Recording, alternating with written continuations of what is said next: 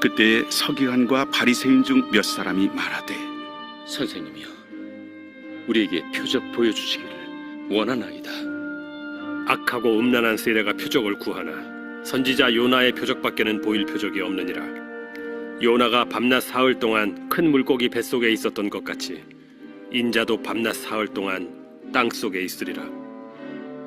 심판 때에 니느웨 사람들이 일어나 이 세대 사람을 정죄하리니 이는 그들이 요나의 전도를 듣고 회개하였음이거니와 요나보다 더 큰 이가 여기 있으며 심판 때에 남방 여왕이 일어나 이 세대 사람을 정죄하리니 이는 그가 솔로몬의 지혜로운 말을 들으려고 땅 끝에서 왔음이거니와 솔로몬보다 더 큰 이가 여기 있느니라. 더러운 귀신이 사람에게서 나갔을 때 물 없는 곳으로 다니며 쉬기를 구하되 쉴 곳을 얻지 못하고 이에 이르되 내가 나온 내 집으로 돌아가리라 하고 와보니 그 집이 비고 청소되고 수리되었거늘 이에 가서 저보다 더 악한 귀신 7을 데리고 들어가서 거하니 그 사람의 나중 형편이 전보다 더욱 심하게 되느니라. 이 악한 세대가 또한 이렇게 되리라. 예수께서 무리에게 말씀하실 때 그의 어머니와 동생들이 예수께 말하려고 밖에 섰더니 한 사람이 예수께 여짜오되, 보소서, 당신의 어머니와 동생들이 당신께 말하려고 밖에 서 있나이다. 누가 내 어머니이며 내 동생들이냐? 손을 내밀어 제자들을 가리켜 나의 어머니와 나의 동생들을 보라. 누구든지 하늘에 계신 내 아버지의 뜻대로 하는 자가 내 형제요 자매요 어머니이니라.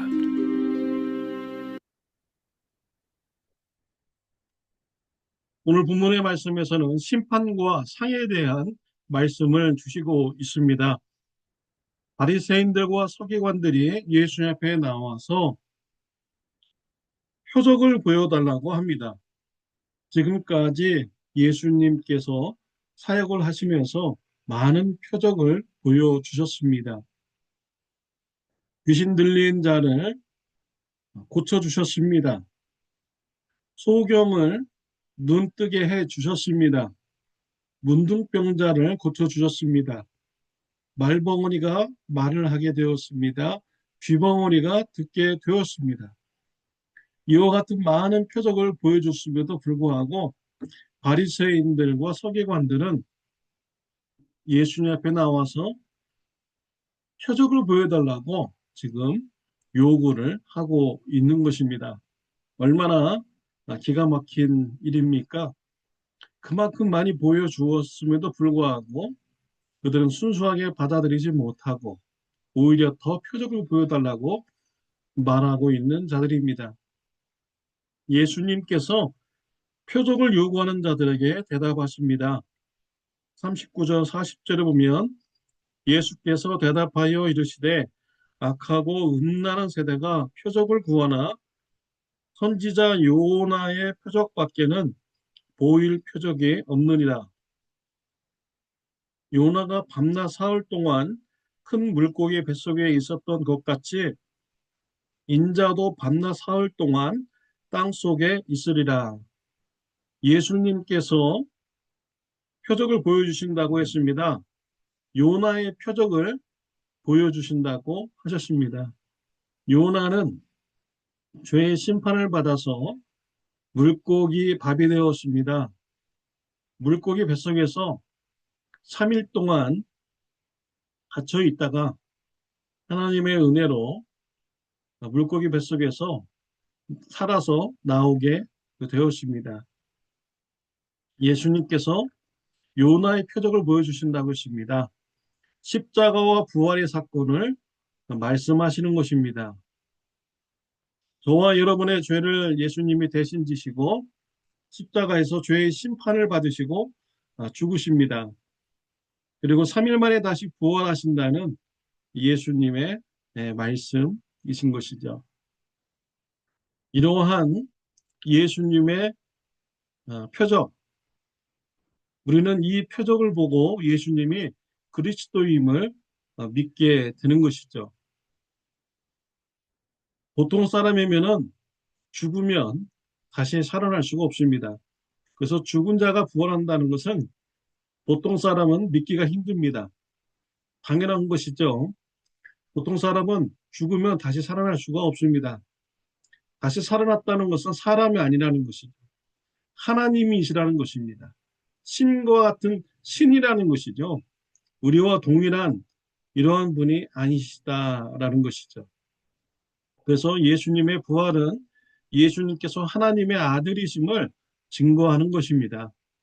또한 예수님께서 우리의 죄를 지시고 심판받고 죽으시고 3일 만에 부활하셨다라는 것은 우리의 죄가 예수님께 전가되고 우리의 죄가 예수님의 피로 다 용서함 받고 의롭게 되었다라는 이런 증거가 되는 것입니다. 이러한 예수님의 표적을 보고 듣는 자는 구원을 받게 되는 것입니다. 그런데 이 바리새인들과 서기관들, 예수님께서 많은 표적을 보여주셨고 하나님의 아들이시라는 것을 많이 증거해 주셨는데도 그들은 믿지 않았습니다. 마지막 심판 때에 니느웨 사람들이 그들을 정죄한다라고 했습니다.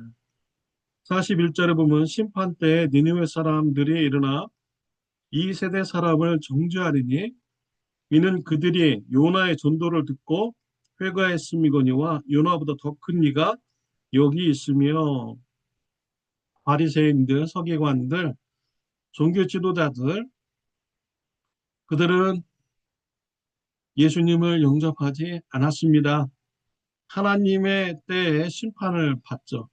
그때 니느웨 사람들이 정죄한다고 했습니다. 요나보다 더 크신 분이 오셔서 사역했는데 왜 회개하지 않았는가 정죄한다고 하였습니다. 42절에 보면 솔로몬 시대에 지혜로운 말을 찾아온 남방 여인이 이 세대를 정죄한다고 하였습니다. 남방 여인은 지혜의 말씀을 듣기 위해서 멀리서 솔로몬 왕을 찾아온 것이죠. 지혜의 말씀이신 예수님이 오셔서 사역하셨는데 그 말씀을 전하셨는데 듣지 못하고 믿지 못하는 이러한 종교 지도자들을 향하여서 정죄한다라고 말씀하였습니다. 바리새인들과 서기관들이 앞으로 회개하지 않으면 더 큰 심판을 당한다라고 했습니다. 어느 한 사람으로부터 귀신이 당합니다. 돌아다니다가 쉴 곳을 찾지 못하고 다시 전에 나갔던 그 사람에게 찾아가 봅니다. 그랬더니 깨끗하게 청소되었습니다. 다 고쳐졌습니다.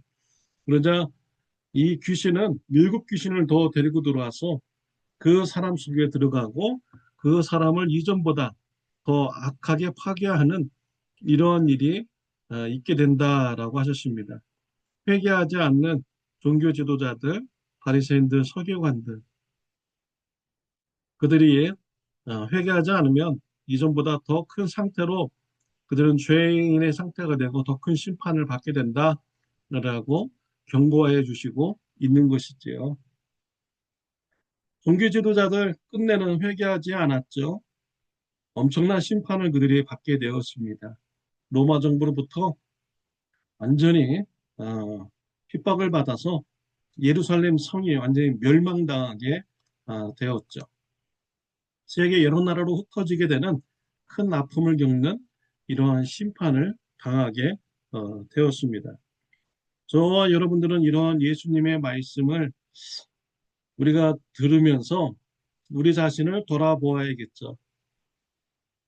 우리가 예수님의 말씀을 듣고 우리 죄의 문제가 드러나게 된다면 우리는 회개해야 됩니다. 그것이 우리로 하여금 더 큰 심판을 받지 않도록 하게 하는 지혜로운 이러한 삶의 모습인 것이죠. 날마다 성화되어가는 삶의 축복이 저와 여러분들에게 있으시기를 바랍니다. 예수님께서 말씀을 가르치실 때 예수님의 가족들이 와서 예수님을 찾았습니다. 예수님은 대답하십니다.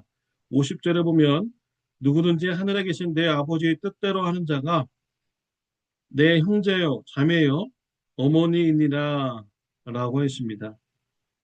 예수님께서 마리아와 그의 형제 자매를 무시해서 하는 말씀은 아닙니다. 예수님은 육신의 어머니 마리아를 잘 대접한 이런 예수님이십니다. 가나 혼인잔치에서도 마리아의 청을 들어서 가나 혼인잔치에 포도주가 넘치는 이러한 역사를 일으켜 주셨습니다. 예수님께서 십자가에서 죽으실 때 요한에게 육체의 어머니 마리아를 잘 공경하라고 맡겨 주셨습니다. 이와 같이 예수님은 그의 육체의 가족들을 무시하시는 이러한 분이 아닙니다. 예수님께서 지금 영적인 가족에 대해서 말씀해주고 있습니다. 누가 예수님의 형제요, 자매요, 모친입니까? 하나님의 말씀대로 행하는 자, 아버지의 뜻대로 하는 자가 곧 하나님의 가족이 되는 것입니다. 저와 여러분들은 하나님의 자녀가 되는 축복을 받았습니다. 하나님의 가족이 되는 축복을 받았습니다. 요한복음 1장 12절에 보면 영접하는 자, 곧 그 이름을 믿는 자들에게는 하나님의 자녀가 되는 권세를 주셨나니 라고 하였습니다. 예수님을 영접한 자면 믿음으로 하나님의 자녀가 되는 축복을 받은 것입니다. 또 로마서 8장 15절, 17절 말씀해 보면 너희는 다시 무서워하는 종의 영을 받지 아니하고 양자의 영을 받았으므로 우리가 아빠 아버지라고 부르짖느니라. 성령이 친히 우리의 영과 더불어 우리가 하나님의 자녀인 것을 증언하시나니 자녀이면 또한 상속자, 오 하나님의 상속자요 그리스도와 함께한 상속자니 우리가 그와 함께 영광을 받기 위하여 고난도 함께 받아야 할 것이니라 라고 했습니다. 성령 하나님이 우리 안에서 우리가 하나님의 자녀이다 라는 것을 친히 증거해 주시고 있다라는 것입니다. 성령 하나님이 저와 여러분에게 계십니까?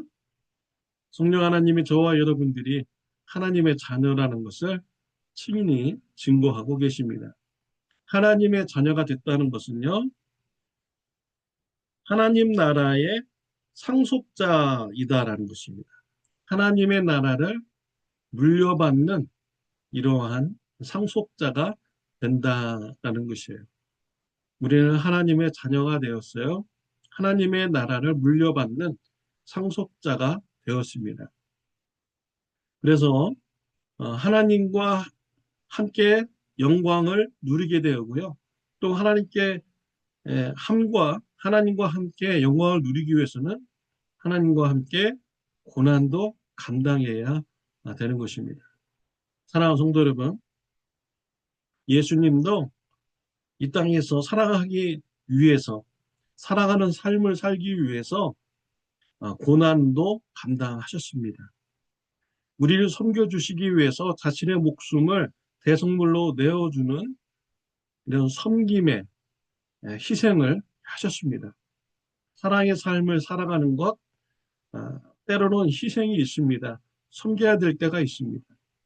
우리가 이러한 어려운 고난도 감당하며 사랑하기 위해서 희생하고 섬기는 이런 일을 우리가 잘 감당하면 하나님 나라의 영광도 우리가 함께 하나님과 함께 누리게 되는 것입니다.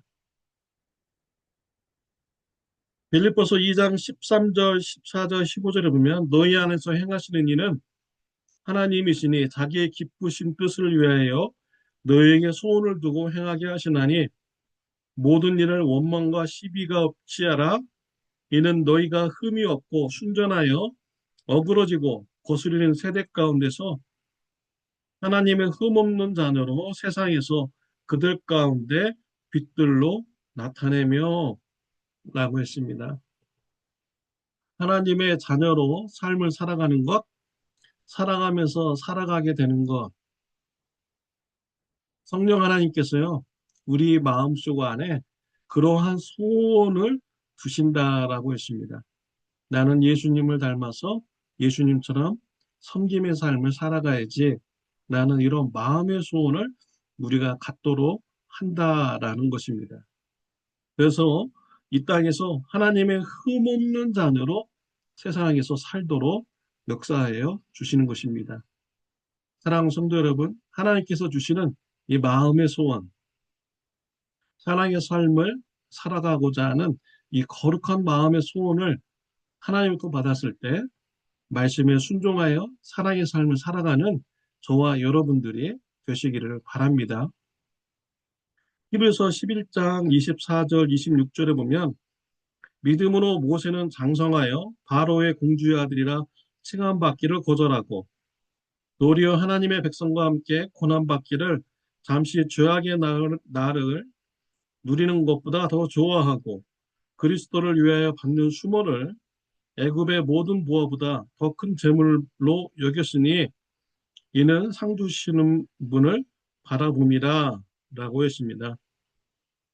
모세는 애굽의 왕의 아들로서 칭함을 받을 수가 있었습니다. 그렇지만 모세는 애굽의 왕자로 칭함받기를 싫어했습니다. 도리어 하나님의 백성과 함께 고난받기를 더 좋아했습니다. 이 세상에서 부귀 영화를 누리기보다는 하나님의 나라를 위해서 살다가 고난받는 것이 더 유익이다 라고 모세는 생각한 것이죠. 왜냐하면 상 주시는 이심을 바라봅니다. 이 땅에서 하나님의 말씀에 순종하여 사랑의 삶을 살아갈 때 하나님 나라에서 하나님께서 주시는 그런 상을 모세는 바라본 것이죠. 사랑하는 성도 여러분, 모세와 같이 이 땅에서 하나님 말씀에 순종하여 사랑하는 삶을 살아가고자 하는 것을 매우 중요하게 생각하는 저와 여러분들이 되시길 바랍니다. 세상 부귀 영화 이것보다도 하나님의 백성과 함께 말씀에 순종하고 고난받는 것을 더 기뻐하는 신앙인이 되시기를 바랍니다. 하나님의 자녀는 하나님의 나라에서 상을 받게 됩니다. 하나님의 영광에 동참하기 위하여 하나님의 고난에도 함께 동참하는 거룩한 사랑의 삶, 섬김의 삶, 희생의 삶을 살아가는 저와 여러분들이 되시기를 바랍니다. 기도드리겠습니다. 하나님 아버지 감사합니다. 예수 그리스도의 십자가 부활 사건을 믿게 하시고 구원받게 해주시니 감사합니다.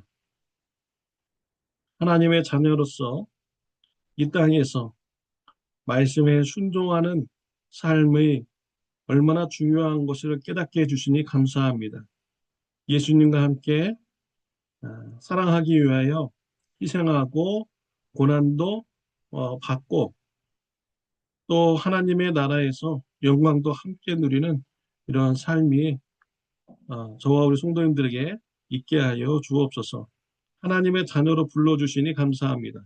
하나님 나라 상속자로 불러주시니 감사합니다. 이 땅에서 하나님의 자녀의 삶을 충성스럽게 살아가는 자가 되게 하여 주옵소서. 예수님의 이름으로 기도드렸습니다. 아멘. 좋은 하루 되시기를 바랍니다.